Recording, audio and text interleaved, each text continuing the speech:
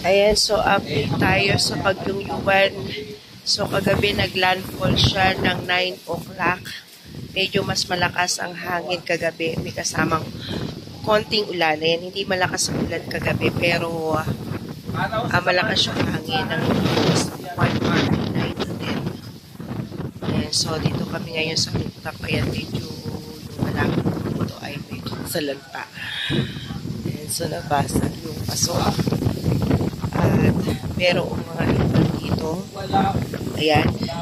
So ngayong umaga, around 9 a.m. na, pero malakas pa rin yung hangin. So ang ginawa na lang namin dito sa area ko dito sa may rooftop. Ayan, so yung mga speaker ko dito sa area na to. Ayan, pinagtatanggal muna namin, pinasok namin sa loob. Ayan, at saka yung TV. Kasi meron akong TV dito. Dito ako nagla-live.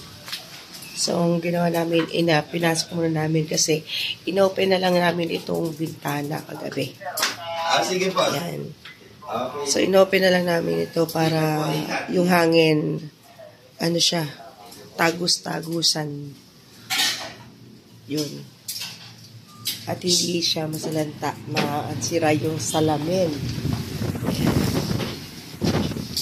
So far naman, wala naman, mga nilipad na mga bubong sa aking mga kapitbahay. Hindi sa aking bubong. Wala namang, mga nalipad na mga bubong. So, medyo, hindi kagaya ng mga nakaraang bagyo na talaga mga maraming nilipad na mga bubong. Ayan, dito naman ngayon wala. Ayan, so thank you, Jesus, ayan, for guiding and protection. Ayan, sa mga mamamayan at mga tao dito sa Central Luzon. Ayan, so ngayon 9 o'clock na ng umaga. So it's time for cleaning na. Siguro yung hangin na to, dala na lang to ng mga natira-tirang dala ni Yuan. Yuan. Ayan. At syempre, ito ang aking mga alaga. Ayan, sila nagbantay dito paggabi. Ayan. Ang aking mga alaga. Itnaw.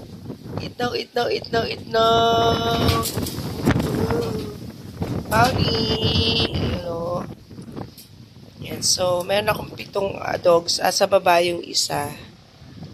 Ayan, so si Lobo sa baba. At itong aking 3 dito, nandito sa taas.